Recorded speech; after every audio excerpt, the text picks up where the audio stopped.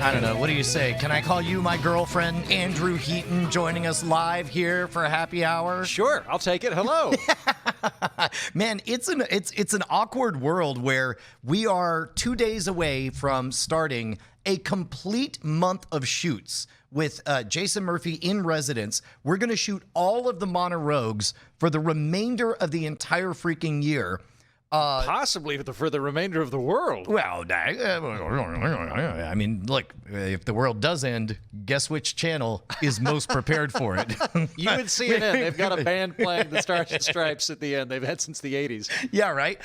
No, so we it's been a crazy week. We I guess from the notes, it looks like Justin did the happy hour yesterday, which I'm very, very happy about because I couldn't do it. Because I taught for 2 days at Wizard Academy, which just takes everything out of me. It's like I think of myself as an extrovert, but... You are an extrovert. But getting up on stage and having a 2-day mission, knowing that every single person in that room has flown from different parts of the country and spent thousands of dollars, and they are there to hear your expertise, no matter how rehearsed it gets. It is. Well, you are an extrovert, and you are a dedicated showman.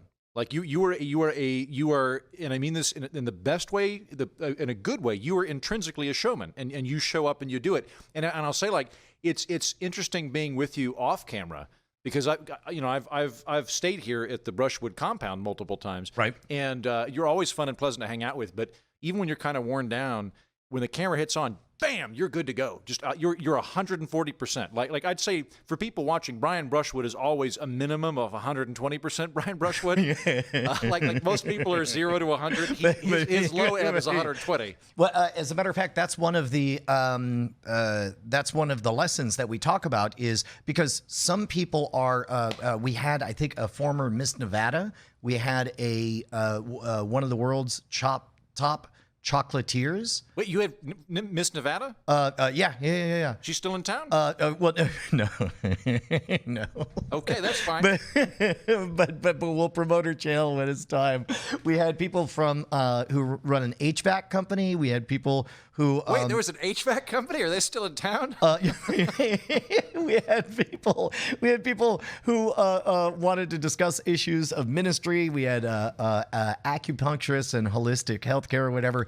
So what was the topic? Because this is a very disparate group of people. Correct. Well, the name of the program, it's had several different names, but the idea is building a tribe through online video. And the idea is if you're an entrepreneur or if you're getting started or if you have a message or something you want to share or if you just want to make it as an influencer or a blogger or whatever, you have a story and we're going to teach you how to... Is this the spiel? Is this the thing? It's increasingly a bigger part of it. There was... I'm not going to steal your thunder, but there was like a solid 4 months where I would go off and do whatever Heaton thing I'm doing. I'm like flying to New Hampshire to ride around in a Model T or whatever. Right. And then I'd fly back to Austin and I would walk in and it would be like 11:40 p.m. and it would be you and Brian Dunning and like maybe an astronaut or a genie. Oh, that's right. It'd be like some random group of people assembled here, and you would be at the whiteboard, like drawing the circle, going, and that's when you start to collect or whatever. Yes, was. exactly, exactly. And I'd be like, oh, good, I get the popcorn. And the metaphors are definitely simplifying and evolving over time, which I think is the important and the hard part. If I'm going to write a very simple book with this instruction guide or whatever,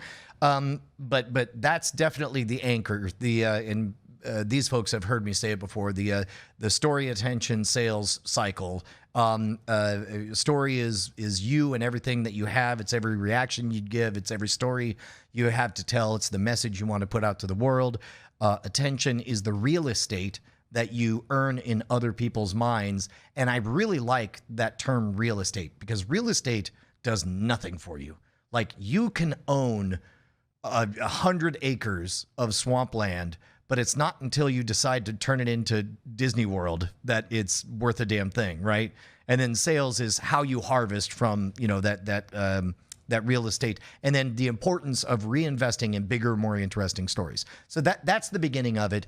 And then we try to explain, because some of the folks are like, well, I just really what they want is free advertising. They're like, well, I already have a successful business. It's just that I'm spending this much money for radio ads. And wouldn't it be great if I just had a YouTube channel and they came to me? And it's like, Sounds great. Yeah. and that's fine if that's as far as you want to go. But then I tell them the story of the pedophile attack. Did you ever hear this? No. When we were recording Night Attack 2, Enjoy the Garden, what would later become our first #1 Billboard charted comedy album, we took a break, went upstairs, hung out, breathed, congratulated ourselves that we were making comedy. And then I get a tweet that just says, heads up, 4chan's coming.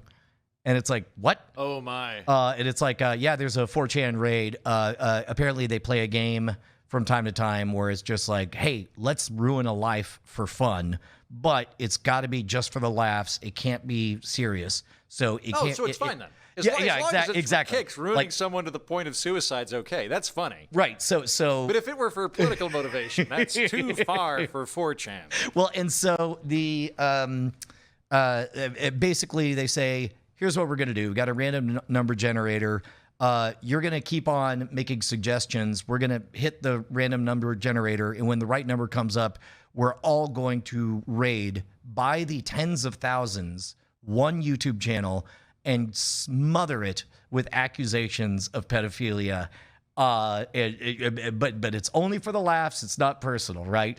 So I Well, as long as it's not personal, Brian, you're going to have that state on your career, which was done by a dice roll for the rest of your life. No, but it wasn't personal, though. Yeah. right. And so I read that tweet, just you feel the stomach drop out, and you go. It's just, you call Bonnie and go, listen, I love you. Don't answer your phone for the next 48 hours. I swear there's a reason for this. Well, and it's such a perfect accusation, because what are you going to say? Oh my goodness, I would never. I love children. I have 3 children, or you could say, guys, it's not true. I'm denying it really hard. And then that's how you know that you secretly think it's true, or whatever.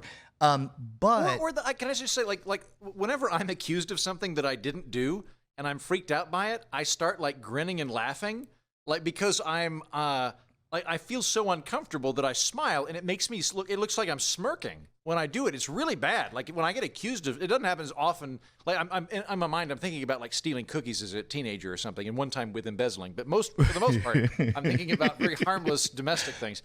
And it's like you get accused, and you go into this weird defensive mode that seems to egg on the accusations. right. Well, so here was, and this was a very, very fast snap set of decisions that had to happen, is how to handle it.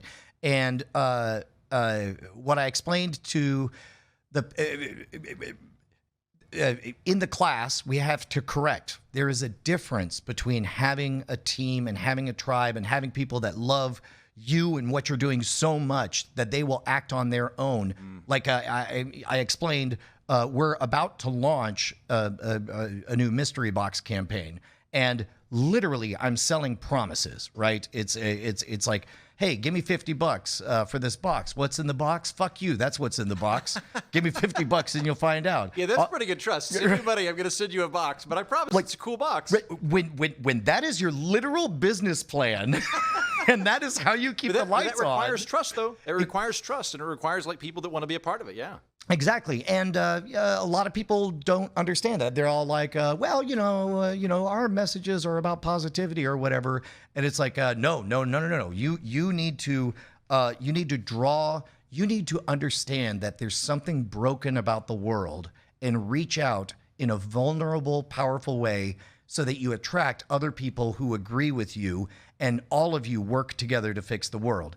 Now you have a unifying mission. You keep showing up week after week, day after day, and then what happens is you have a tribe is unfortunately an increasingly trite word. So we don't say tribe, but it's a tribe. It's a clan. It's a, again, oh, that's a worse word. Worse. But I'll say this is something that, like, because I'm kind of like, we had a conversation about this when last I was in Texas. We were discussing how we fit in comedically with one another. And I was like, I view you as like, I'm the incoming freshman in the fraternity, and you're the junior, maybe the senior, possibly the fifth-year senior. Yeah. But you're still within the same age Super cohort. senior, we like to be you're called. You're still the same general. You're senior, but you're not quite the college professor that I'm coming to talk to. And one of the things that I've learned in just hanging out with you and watching everything is because about the time that you and I got started in our friendship was the same time that I started doing a show. And it was very interesting for me to compare and contrast what I was doing versus what you were doing then, what you continue to do. When I started, my show was me talking to an audience of strangers. And I thought that was the relationship. And I kept watching you. And the way that you operate, and I think that this is wonderful, is that you are the leader of a group of people. And like the Modern Rogue, Night Attack, all those different things. You're the spokesman and moderator for a big group of friends that are coming together to hang out, right? And with a shared purpose. With a shared purpose, right. and like they have a stake in it, right? And that's very different than just like my old comedian model of I'm coming to a club. You're going to sit there and listen to my jokes. You'll laugh at them, and then you leave, and then we all go back to our lives as normal. It's a different model, and I think you're very good at that. And I think people need that. Well, and that's why early on we tell the story of the 4chan raid, because I didn't know what to do. And in about 15 minutes, Justin came up with the right answer. And by the time we went to... Go do it so that you just own it. Oh, no. Be honest. Well, there'd be no duplicity. The mob that was attacking would love a denial. They would love an exasperation. They would love refusal to do anything, because then they could keep on poking and ruining and setting fire to things. Justin nailed it, and he said, we need to make this not fun for them. We need to make them, we need to take the wind out of their sails. And I'll reveal what we ultimately did, but understand that this is the difference between having fans and a tribe.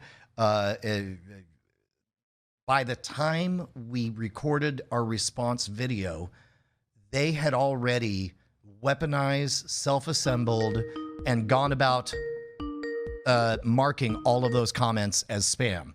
So they were already actively using the tools of YouTube to undo stuff. I'm talking about the pedophile story. Oh, that old chestnut. Not the one we don't talk about, the one we talk about. Yeah. Right. Well, and Brian, can you mute? Oh, sorry, Skype. I thought I did, but it didn't. Okay, but so the and specifically, we're talking about this in the context of we get a lot of folks on that the Wizard Academy classes went very, very well. Maybe the best one we've ever done. But you get those people who are there.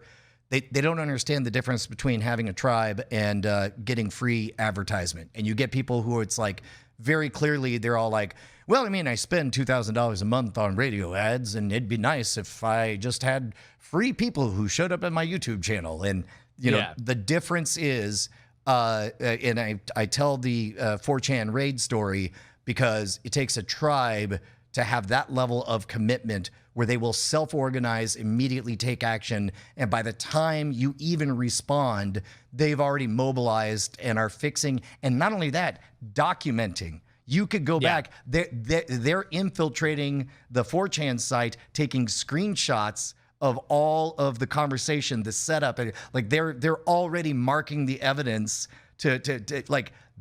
That's not what fans do.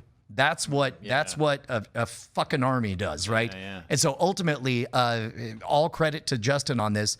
The question was, how do we stop this? And Justin's answer was so simple. We make it not fun for them. We take the wind out of their sails. We make it so the very act of participating somehow, if you're trying to burn down a city, somehow every match you throw only powers the grid, you know, and so what we ended up doing is, and this is before I even had permission to post on my own on the Scam School channel, so just without asking anyone, we jumped right in and we titled it "I Won the Internet Lottery," and this is what Justin came up with, and it's brilliant and it saved my life. Oh, hello, Internet. Today is a momentous occasion because after 5 years and nearly 300 episodes of Scam School, we've finally gotten big enough to attract the attention of 4chan. That's right, 4chan, that lovable group of rapscallions who stir up trouble on the internet. And today, I was the lucky lottery winner of a honest-to-goodness /B pedo bomb. This is where everyone gets together. Give me my award. I won it fair and square. There we go. Boom. That's a /B champion right there. So they come in and everyone calls you a pedophile. But here's the important thing, and I mean this sincerely. Thank you, because we need the views very, very badly. Big fan. The views, great. Pedophile comments, not so great. But the views, I'm okay with. I want to thank 4chan for considering me. I want to thank ChatRealm for marking all those comments as spam. Feel free to keep on doing that. But most importantly, and I mean this to you, 4chan, I need to know, sincerely, were you able to figure out the puzzle challenge? Because I thought it was pretty good. Like, the first one was pretty easy. It was in The Simpsons. But the second one, I thought that one would have gotten you for sure. Oh, subscribe and comment. That's my favorite part, is Justin off screen saying, ask him to subscribe. So now it completely recontextualized everything to where every bit of participation, it is a coded reminder of, fuckers, you're making me money. Thanks. Number one is the absence of what they want, which what they want is, I have never even been to Plano, Texas, and I would never. I have 3 daughters, and I would never think to ever touch a child. Like, that's really what they want. They want righteous indignation. That's smart jujitsu. Like, do you guys remember a few years ago when Steve Colbert and Bill O'Reilly went on each other's programs? And the brilliant Colbert move was that he just completely agreed with O'Reilly and everything O'Reilly said. And because we know Colbert is doing it all ironically, it was Teflon. He was just like, I agree, and you can't. It's hard to get mad at somebody that's agreeing with you and thinks we're having fun. Yeah, I mean, look, at the end of the day, there is a lot to. One of the most powerful things I've ever learned is just don't have conversations you don't want to. And that's something that I think the internet is really, really bad at, forcing you to have conversations that you don't want to have. And you don't have to. It's like, there's some stuff that I know that I can say on the podcast that I don't want to say on Twitter. Not because I don't believe it, but because Twitter doesn't earn it. Twitter doesn't fucking pay me. I don't make any money from Twitter. Justin, I make money on the podcast. I'm 100% with you on that. It took me a really long time to realize that, I do a podcast where I talk about politics, and I'm paid for a living to do it, and I have an hour or more every week, and I can roll it out, and I can let my thoughts breathe, and I can do I can textualize it. You are part of what is called the intellectual dark web, because it's dark because if you can say it in a tweet, it could be misinterpreted. Yeah. But if you have to listen to it for 90 minutes, you can't walk away still thinking that dude's racist. It's pretty hard to listen to a 90-minute podcast and go, man, that guy's a fucking dick. But you do it with a tweet, though. It's like your Twitter's just firing bumper stickers at each other. That's all it is. Right. Like, everything you say on Twitter could be concluded with putting your hands on your hips and going, so there. That's all of Twitter. In fact, the service was originally called Got 'em. Yeah. They could have called it Akimbo. Yeah. But at any rate, so by the way, hold on, Brian. I was alerted by your wife that your doctor is calling with test results. Oh, doggone it! All right. It's weird that she uses you as the primary emergency contact and not Brian. All right, I'm going to take a break. You guys chat. Go do that. I was charged with letting you know that. So Justin, I just took a COVID test. Now that I'm here in Austin, I am COVID free. Which is amazing because I had sex with a lot of truckers on the way down from Oklahoma to here. But noted lot lizard, Andrew Heaton. Right. Yeah. But it turns out they're doing their job. They're delivering the goods, and they're delivering the goods. And they're doing both in a sanitary manner. And so I am fine. And, let's say some of them not quite long haul truckers. Right. If you catch my drift. That's the problem, right? So I'm not looking for a task rabbit. I'm looking, But anyway, I'm fine. I'm here in Austin for a week, by the way.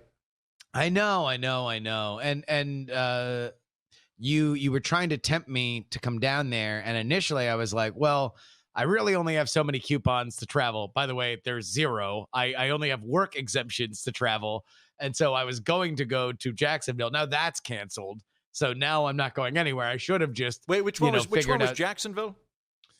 The okay, that was the Republican National one. Yeah, okay, convention. Yeah. And now they will both be virtualized, which is probably a better decision that happened before Herman Cain died, because otherwise that would have probably precipitated the canceling of the Republican National Convention. Yeah. That is a more responsible thing to do for people not dying, but less responsible for political analysts and political satirists. It's not going to produce nearly as good stuff. Good God. Yeah. I mean, that's the problem, is that, part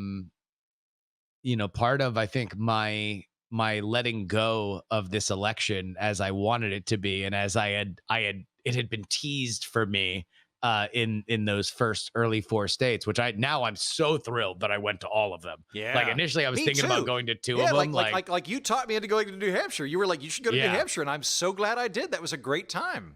Well, I'm just glad you went to New Hampshire, because you found out that it's your and I'm basically from where New you're Hampshire. Gonna move. What I learned is that if you average Oklahoma and Scotland, you get New Hampshire, making that my actual spiritual homeland and resting place. Yes, I will wind up there at some point.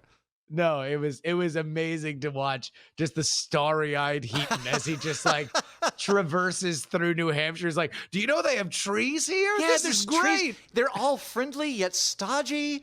It's kind of cold. I can wear blazers year round. There's a lot, like I'm supposed to go to town meetings to like yell about how much fire trucks cost. This is great. Yeah. Oh my God. It was like watching somebody discover a child discover playgrounds for the first time. It was amazing. But yeah, I think part of it was just also not getting these moments where, for both the Democrat and the Republican convention, like I could kind of network on a level that I'd never really networked before. And not a lot of independent creators get to network unless they come from other places. Chris Hayes, when we were in New Hampshire, just chilling with him, drinking beers or whatever we were doing, talking about Elizabeth Warren. Yeah, it was really, really amazing. And it's kind of, taken away, which look, one of many, not the biggest tragedy of COVID-19 by any stretch of the imagination, but certainly, a bummer. But now, there's going to be more, now it just, I'm fully nesting, and now like I'm redoing my studio, and I'm trying to continue to kind of move things forward digitally. Props to you. I might do an episode on my show here in the next week or two, which will be a combination of, hey, here's what's happening with COVID, like, because I've actually kind of tuned out. I've been safe, but I've tuned out, with the exception of the truckers we mentioned. I've been safe, but I tuned out. And so I'll do that, is like, here's what we now know versus what we knew in March. And then also, should I leave California? Yes or no? And just put that to the listenership, because I would really like to like start building a community. Like I would really like to know my neighbors. The wife thing's probably not going to happen at this point. I just need to like double down on blazers and dogs and jet skis. That's fine. But maybe I can at least know like neighbors and like be like the vice president of the local swing dancing club or something. Heaton, I am again a very happily married man, so I have to experience these things vicariously through friends of mine. But what I have heard is that the single online market is booming. Yeah, like, there is a booming economy. I don't doubt that. Here's the problem: I am an analog man living in a digital world. And I've known this for a while. Like like in person, I translate really well, because people are like, "Wow, that guy, like charismatic, interesting, like dynamo." Online, I just come off like either a cartoon character or a psychopath. People don't know how to interpret me, and it doesn't translate for online dating. All I'm saying is this, and then again, this is anecdotally only from a few friends of mine, but never have the expectations been lower. And never have the willingness to meet be faster. It is a specifically, you are in a super position now where like I'll tell you what, you might have missed a little bit of a window in LA because there was like that window where things kind of like basically just opened up in LA and then LA exploded again. In cases. I gotta say, I don't want to try and play the LA lottery game at this point. I think that was LA made sense. Going out there at the time, it made sense. Yeah. And now LA is an expensive desert. If you would like to live in a desert and you'd like to pay a lot of rent for the privilege of living in the desert, and you will be within 3 miles of a big sign that says Hollywood, you get to have that. Yeah. Then it makes but unless those things really appeal to you, I don't think there's any reason to be out there right now. Well, you know, and who knows when it gets back to normal. I think that's the big crazy thing is that it's like, you know, if you could get a guarantee of like, oh no, 6 months and then it'll be if we and could you talk can go to to the virus, comedy clubs. If the virus went, listen, I've decided April's when I'm going to leave. Then I'm like, great, thank you, virus. But yeah, at the moment, like Google just said that all of their employees are remote until July of 2021. Till July, and they've got pretty good data. To be fair, like all these Silicon Valley companies, like they really only have offices so they can show off the fact that they have offices. Have you been to the Googleplex? Have you been out there? I have. That place is amazing. I've been there twice, and like I would quit my job right now to be a janitor at the Googleplex. That place is amazing. My former job was to do corporate team building for all these Silicon Valley companies. So I've been to all of them. And really it's like when you do that and then you meet and you become friends with people that work there and you realize like work from home is kind of like a thing, like no matter what. And a lot of times like people just get on these buses for no reason because they could do their entire job from home. Like I don't know what all these massive things, all these huge HQs are going to happen with them. Brian, okay, so Brian is now coming back. Brian has sat down. Now, guys, you can't see from his body posture, but he looks like a defeated question mark. Imagine a fishhook that has been broken as a man. And that is Brian Brushwood's position right now as he straps on his headset and begins to talk to us. I think his mic might be muted as well. I mean, you know what they say. If at first you don't succeed, try again. That's it. Wait a minute. It came back negative. Yeah. Congratulations, Brian. You beat the vid. Yeah. Well, the part of the reason I did it is because I think this is before you joined us, Justin. We're getting ready to start like a month long of shooting Modern Road videos, and Jason's going to be on campus. And I realized, like, in my mind, two things happened. Obviously, we did the class. People flew in from all over the United States, and there was one moment that a guy just naturally reached out and shook my hand, and then which I didn't mind because I immediately I did that. But that wasn't the part that bothered me. The part that bothered me was like, so we got a handshaker, do we? It weirds me out now that all physical, not even physical contact, all physical proximity I have is very similar in nature to whether or not we use a condom. It feels very similar to me, like where I'm calling people going like, hey, so before I come over, how many people have you been hanging out with? And like, do you feel like you're in good health? Because I feel like I'm in good health, and this is kind of a trust issue now. And I would love to come over. I would love to hang out with you without a barrier, but I just want to make sure that we're okay. Well, there was two vectors. One is I just spent 2.5 days with a group of people that I can't trace where and how their behaviors go or whatever, and one of them was a handshaker. And then second of all, previously Jason had sequestered here on campus for 2 weeks when we shot, and it was fine. But then suddenly I realized, if I'm Jason and I have and I'm nervous about this, then it changes things to know it's not just the regular crew. There's also this guy from Oklahoma or whatever. Right. And so it seemed like the easiest way to get out the other side was like, hey man, let's go get tested. No, I think it's fine. And I think like for any situation like this, I don't think anybody should feel the onus of uncomfortability should be on whoever is modifying the situation, right? So I went over to a friend's house the other night for dinner. They wanted to eat inside, and I was like, hey, thank you so much, but I'm staying with my parents. They're in their 70s. I want to be very careful. Could we sit on your back porch? And they were cool with that. But I felt very empowered to say that, because it was like and you know, I've got work events right now where I'm doing videos for various groups, and they're, to their credit, they're like, we would love to fly you to DC to do some stuff with us, and I'm like, I'm just, at the moment I can't do that, and I mean, maybe now I can, because I popped out of the champagne bottle, but I think generally people should be okay with that.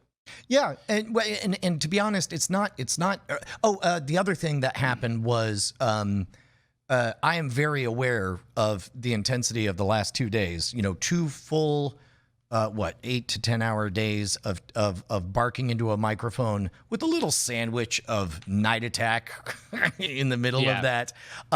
So this morning I woke up and had a raspy voice. I still have a raspy voice, but there was this brief moment when I'm like, hey Andrew, it's good to see you, and then I was just like, yeah. And then there was this awkward pause, and Andrew goes, so that cough, that's just a normal waking up allergy cough? I really tried to put a positive hat on that, because that was this morning. I'm sitting at my laptop doing whatever I'm doing, and you're just like coughing like an emphysemic a cigarette smoker, and I was like, oh my hey! God. And I purposefully I elevated the timbre of my voice by about two hey there, Brian, is that just like because of cedar pollen? What is this? I was like, hey, cool, you're coughing, that's great. I'm here and I'm your guest, and I can't rock that boat because of the way protocol works. In that moment, like a lightning bolt, I was just like, you and I are both getting COVID tests before Jason Murphy joins us. All right.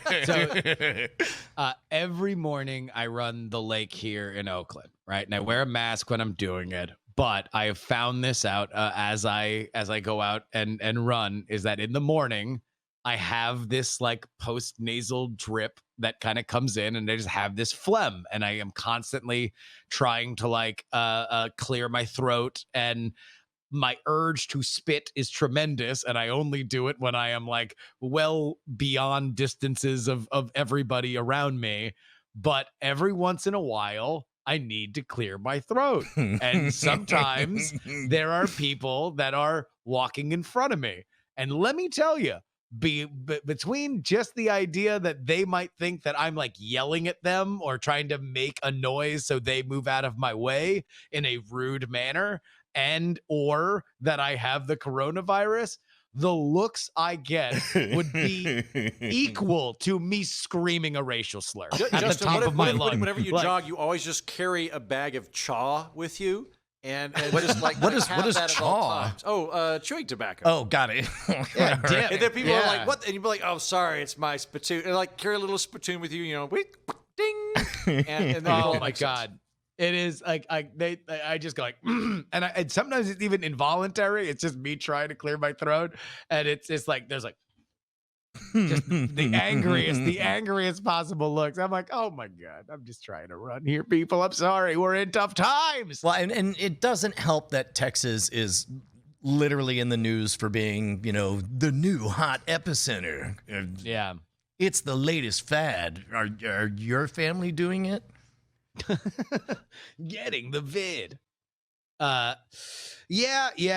By the way, I don't know if you mentioned this, but RIP to one of I think maybe the first political kind of meme that we ever did on NSFW show was Herman Cain's crazy ad. I barely saw that. I didn't. Did he die? Yeah. He died today. Yeah, of COVID, right?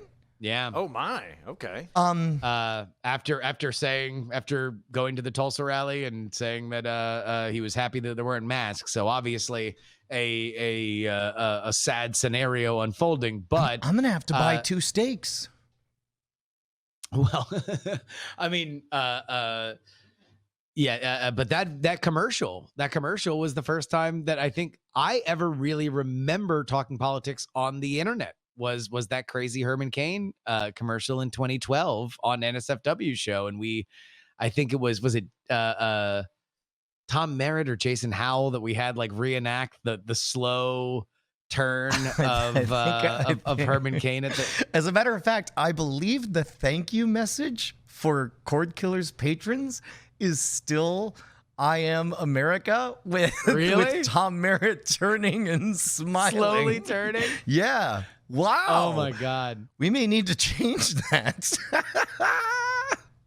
Yeah, the wise ass dog. Like, but that was the first time that really I had any kind of an audience that would give a rat's ass about me talking about politics and talking about politics in the way that I wanted to, which is the way I want to now, which is talking about the fucking Herman Cain ad because it's amazing. Do you remember that one offhand, Heaton? I don't know. Oh my Oh God. All right, yeah, let's get that shit going. Okay, well here, let me copy this over. Somebody posted it in the chat. In fact, I believe the easiest way either give me a direct.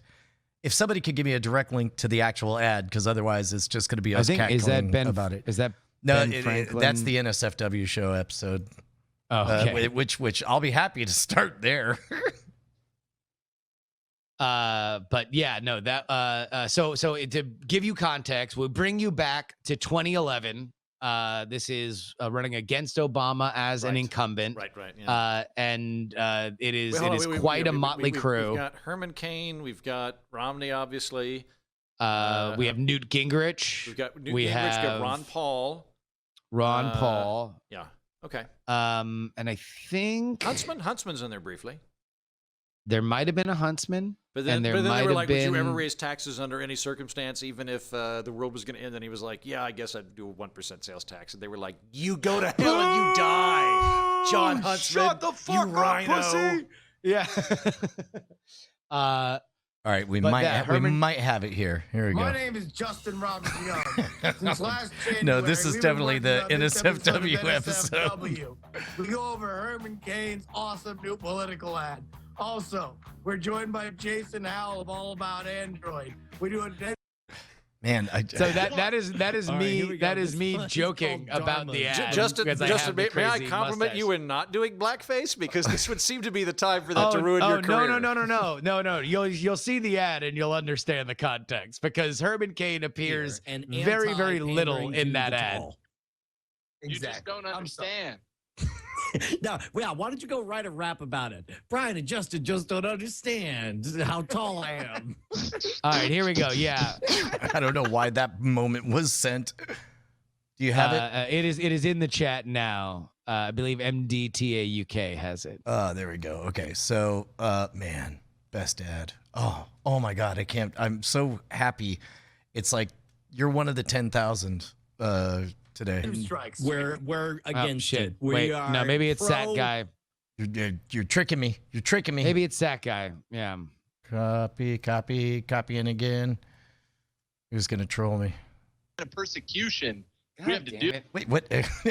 Does anyone Are you have just the posting? No, I clicked on it and it was. ad? Is that Andrew Here. Main? Yes. No, that's not it. Okay, there it is. Now it's working. Got it. Mark Block here. Since January, I've had the privilege of being the Chief of Staff to Herman Cain and the Chief Operating Officer of the Friends of Herman Cain. Tomorrow is one day closer to the White House. I really believe that Herman Cain will put United back in the United States of America.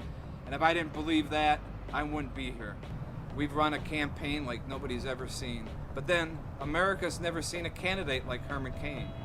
We need you to get involved because together we can do this. We can take this country back.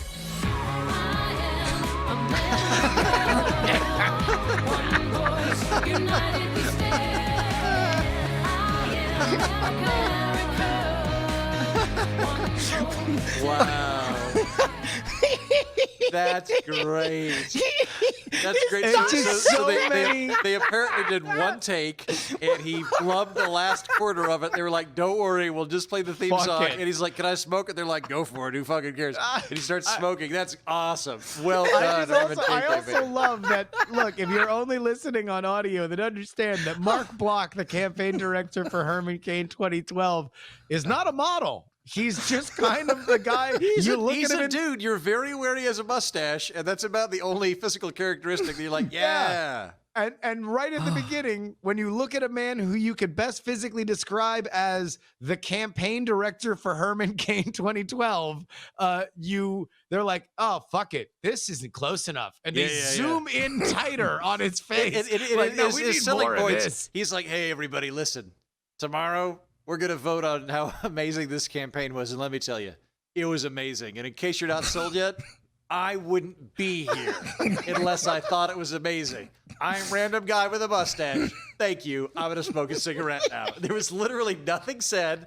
There was nothing. No. Yeah, it was great. That was phenomenal. It's like the ad was already very, very weird on its messaging, on its shooting, on its choice of models, and then as if he's in on the joke, smash cut to his theme song and Herman Cain lingering just exactly 30% too long, and then smiling like, "That's right, motherfuckers." We all agree here. This was the greatest ad ever. Yeah, that was good. Was Like 1, 2, 3, 4, 5, 6, 7, 8. Like yeah, I'm But in on. also, he does the it's like the staff is telling him, like, hey, Herman, here, hold on. Next, then we zoom in on your chief of staff smoking. And he's like, ha, that's funny. And by the way, like, there's also the smile is just impeccable on Herman Cain at the end because he does this little silent giggle. Like just go when he goes from stern to the beginning of the smile, watch for the silent giggle. But and he also he starts with a neutral smile that moves into the stereotypical in micro expressions they call it contempt, the sneer, the Dick Cheney contempt smile, and then reveals teeth as if in a threatening way, and then chuckles at himself. United we stand.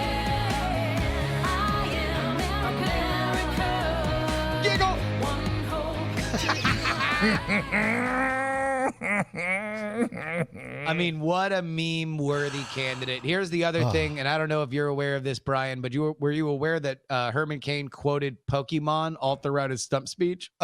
Now, was it ever established whether or not that was an intentional troll Click the other on the sidebar. Cain quotes Pokemon as he bows out. Yeah, here we go. Right Were you aware of Someone this? needs help customizing and saving. Were you aware of this part, Heaton? No, I just remember the 999 pizza commercial. That's really all I remember from that. The Pokemon movie. Wow. The media pointed that out. I'm not sure who the original author is, so don't go write an article about the poem. But it says a lot about where I am with my wife and my family, and where we are as a nation. Life can be a challenge. Yeah. Life can seem impossible. It's never easy when there's so much on the line. But you and I can make a difference. May I remind you that Goro beat Mewtwo in thumb wrestling. Fair Even though, point. despite the fact that Mewtwo was psychic, Goro just used 3 other fists to destroy in a him. thumb wrestling contest. My condolences to to Herman Cain's family, and I'm sure that there's a lot of people hurting. That said, whoever does his eulogy has to just really do it over the top. Like, based on everything I've seen of him, you've it has got to be quote Pokemon. Yeah. Well, it needs to be like a My Little Ponies reference done by like James Earl Jones. I think you can pull that off with genuine love and affection, where it's like, hey, here's the part, you can make those jokes and use them as the through line to remind people that this is a father, that he ran successful. What was it, Godfather's Pizza and so on, and did CEO, a whole bunch of stuff. I think you could thread that needle of being sincere and loving, and also very, very funny in that space. Yeah, look, obviously, especially considering that he went out with COVID after, being a strident radio show host like he was about, COVID not being, or the lockdowns not being just, and blah blah blah. But I'll tell you what, man. Calling this election now. COVID called it. Like just there was a brief moment that if everything equalized out, that people, it's like, yeah, things are a little bit different now. I mean, yeah, you don't think it's so? a long time. I mean, look, it's 100 days. We still got 100 days. This is the longest year of our life. There are going to be historians in the future that talk about what quarter of 2020 you specialized in, because there's the impeachment quarter, there's the COVID quarter, there's the did impeachment happen this year? Happened this year. This year. Think about that. This year. A story which otherwise would have defined the year. Biggest story of the year. We don't even remember if it's 2019 or 2020. Oh, and by the way, wow. we haven't even gotten to the whole fucking Pentagon UFO stuff yet, which is like regularly coming out in the New York Times. Like that's going to be a big fucking deal. What's the story on all that? So I'm gonna do this on my show next week. Okay. Because I like. Can I join you?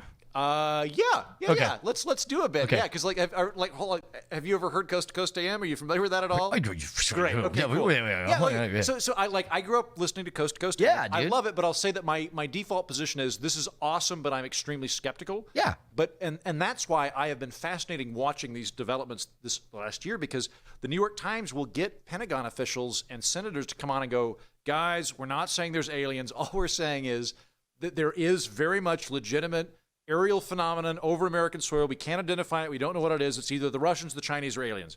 And I'm like, that is Or a aliens. big fucking deal. So that's a big fucking deal. And I guess there's been a backlash.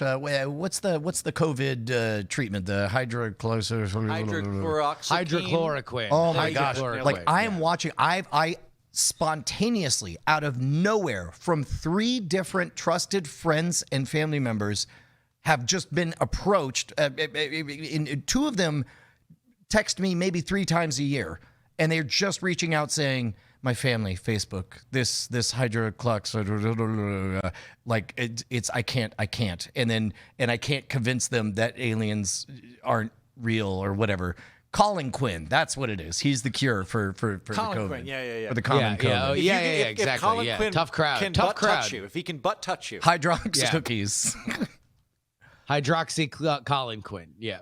Man, dude, they're losing their minds. People are losing their minds. And okay, this is how bad it is. Yeah, it's a fucking pandemic. Ani got off Facebook. Whoa. Good for her.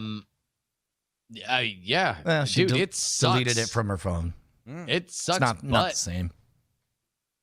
Facebook is Facebook does? garbage. Facebook is bad. I learned on Twitter you can mute terms, and I've started doing that where I was just like, look, again, like I've got a podcast where I can talk about political stuff. I don't want to talk about it on Twitter, so I just now mute like Trump, GOP, Democrats, Biden. Like I don't want to get your hot take about stuff on Twitter. All I want to see are funny dog memes and funny memes and possibly porn. Those are the only 3 things that I want to see on Twitter, because like 30% of the time it's like I'm picking fights with strangers and stuff. So I'm done with that. So smart. I won't say who this is, but out of nowhere, somebody who rarely texts me texted, "Ugh, I've got family members that have joined the Church of Hydroxychloroquine and cousins that don't understand why UFO reporting doesn't mean aliens are real. I eventually sent them a link to you." For video on UFOs. I said, "This is the best text I've gotten all day." Bonnie said the same thing.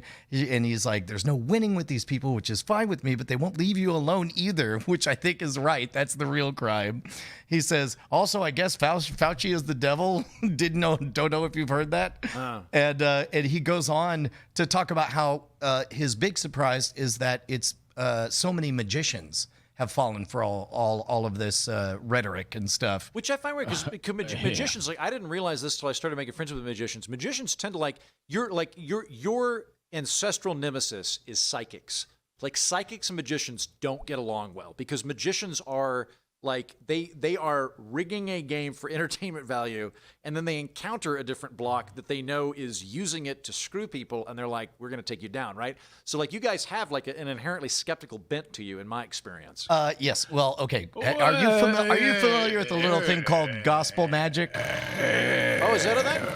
Oh God, yeah, big time, big Okay, time. we'll let talk me about let me that. just before we get into gospel magic, let me just say this: that anybody who willingly engages with the magic community on Facebook is already there. Like, you've signed your waiver and you've learned your safe word because you are into punishment. Like, the backbiting fucking nonsense. Your knuckles are already wrapped, and you are definitely shirtless and in boxer shorts. and I want nothing to do with you. Like, I mean, there are friends of mine for whom, like, anytime that they come back with, like, did you see what blank magician said on? And like, I literally have no interest. Like, stop what you're talking about right now. So we'll explain it very shortly, but the part that kind of tweaked my heart, and you could tell that the things he was saying was coming from a place of genuine fear, because this is not the way this person normally talks to me. He says, "Are you hopeful for the future of humanity? I'm feeling discouraged of late." And I responded with, and I do believe this, and I hope that this lands with somebody who's feeling the same way listening right now. I responded with, "Oh, if there's one lesson of all time that all of time has taught the world, never, ever, ever bet against humanity. We're literally everything an O." And so it's like, if anything, what we're seeing is all of the cognitive defects that we have, all of the shortcuts that we take, and they're all being well documented for generations to come. So yes, it's very frustrating. You know what is sad though is that normally during national crises, normally the solace that you get is we're all in this together. At the end of the day, we're all part of one big team, and we're all going to help each other out. And it, like, during the Blitz, mental health went up in the United Kingdom. As crazy as that sounds, mental health went up. Because every time you heard the bombs and you woke up the next day, you became more convinced that you were immortal. Yes. I'm not even joking. That's the psychological phenomenon that was happening. But the bits that I've read about is that, like, the data is not in doubt on this. So, like, when you clarify, like, the amount of people going into to insane asylums, even like taking into account deaths and things like that, it plummeted during World War II, because day one of World War II, you are this, like, kind of down and out bricklayer, and like the banker down the street is a dick to you, and like you're low in the totem pole, and then the bombs start falling and you're jumping into this bomb shelter with everybody in your neighborhood, and you care about each other, and like, the banker's giving you his sandwich, and you wake up in the morning and you're like, I'm not building a wall because I'm getting $3 an hour. I'm building my friend's house because it got bombed by fucking Germans, and we're all in this together. And we had that opportunity with COVID, and we did it for about 3 weeks, and then went, you know what?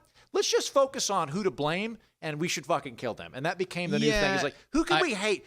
How can we use this massive thing that we all are affected by and figure out a new way to hate each other? Fantastic. Well done.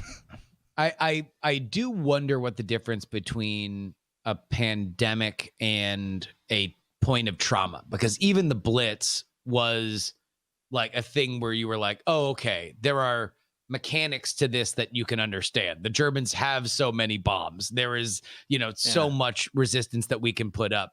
A pandemic is obviously an amorphous kind of thing, and it's truly like when you look back at like 1918, there was similar arguments about masks and when to institute stuff and when not to institute stuff. Like we turn against each other in pandemics, in a way that we don't on like 9/11. 9/11 was like a thing. It came, it was awful, and then it was gone. And there was the lingering fear that it could happen again, but it wasn't like 9/11 was still happening. There might we be had a some slow motion 9/11. It might be. I think maybe slow burns with ambiguity are a lot harder. Like when there's a clear, like there's the enemy and this is the thing, it's a lot easier to rally. But when it's like a weird, ambiguous, long form type thing, it's the difference between a hurricane and a tornado. Like a hurricane, you get to see it coming, and you know that they can't send 3 of them at once, whereas a tornado is like a lightning strike that comes out of nowhere.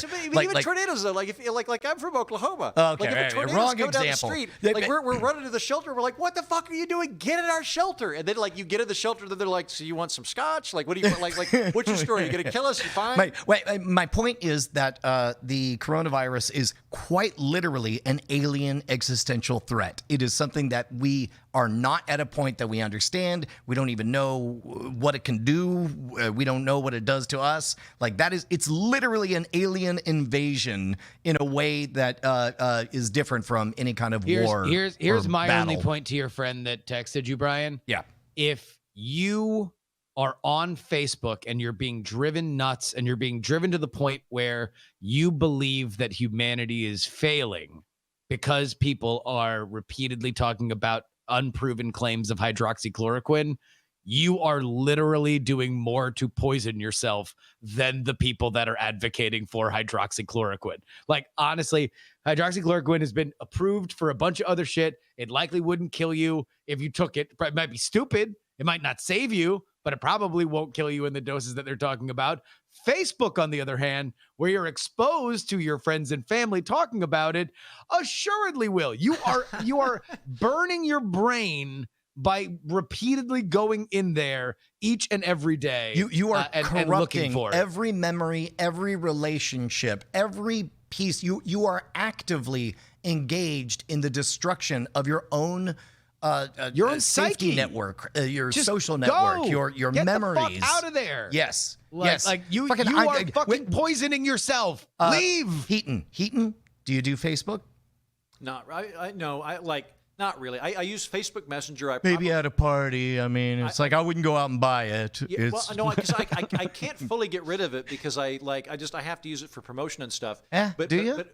Yeah, well, maybe, I mean, like basically, here's what I do. I don't mind it. I don't mind Facebook Messenger because there are people that I've known for like 15 years that like I'm friends with them from when it came out. But I check that about once a week. I don't find that to be a problem. But I'll put it this way. I don't use Facebook for social media purposes. I basically just promote stuff and check Messenger. That's it. I never go on I haven't gone on the feed in Facebook in over 3 years now. That's good. good. I just like, I don't, so basically no. Facebook's very, very minimal in my life. Yeah. I do Twitter a little bit more, but even then I probably hop on Twitter 15 to 20 minutes once every 3 days. Probably about it. Twitter is just my preferred email client because they have to keep it short. I have to keep it short. The only downside is it's all in public, but I tend to not to try to not do anything that I wouldn't want totally in public. The upshot to me for Twitter, because I like working in political media. I know how you build up a big following in political media. You be a dick. Yeah, that's how you be. Yeah. That's how you get highly divisive. Just be a dick. Yeah, but be a dick on your team, and then you get a ton of Twitter. Like I know how it works. I'm not going to do that. So I'm never going to build up a big Twitter following. But what you can do, which I've slowly learned, is Twitter is pretty good for networking. Where like you become friends with somebody, you follow them, some other person follows them, and you're like, that person's interesting. Would you want to come on my show? Like I've had that happen a few times. So Twitter's okay for that. But you just have to like not get sucked into these dumb arguments. Okay, look, we've got to end on a happier note. Somebody give us something to be joyful about. I guess joyful. Neither of us have COVID. We don't have COVID. Yeah, you're clear. You're clear. Yep, I'm so proud of you boys. You both passed the test. I'm trying to think of interesting. The classes stuff. were really good at Wizard Academy. I got a fun story that involves dictators. You want to hear this? Yeah. Okay. So the dictator of Portugal. I can't remember what his name was. I think it was Salamander. That doesn't sound right, but it was something similar to that, right? No, I'm sure it's Salamander. We're off to a great start. President Salamander of Charmander. Portugal, like circa 1972, right? Emperor Charmander. He's like the like kind of fascist dictator of Portugal, and he gets a cerebral hemorrhage, and he is languishing in the hospital, is sure to die. This is a very joyful story. Hold on. The Portuguese deliberative body's like, oh, the dictator's dying. Guys, let's just get rid of dictatorships. This is fucking stupid. Let's just be a liberal democracy like everybody else in Western Europe and like rejoin the club. And they all agree. Like they agree, we're not doing the dictator thing anymore. We're going to have like open elections and a parliament and all this stuff.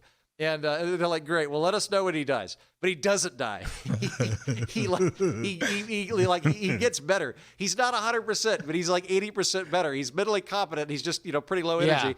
And what they come up with is the government of Portugal goes, all right, where's he at? He's in his summer mansion. And they're like, okay. And they just designated like 3 or 4 nurses and 3 or 4 bullshit political operatives to let him run a fake government for the remaining 4 years of his life. So he spends the rest of his days for 4 years of his life. He's just going like, yeah, living like in a kill everyone in simulation. Lisbon, and they're like, yes, sir. And they come back tomorrow, they're like, everyone in Lisbon is dead. And I was like, what a great like dictator retirement package. They ran a holodeck for him. They ran a holodeck for a president of a country. You know what? That is good. That is awesome. That is joyful. I'm calling it, dude.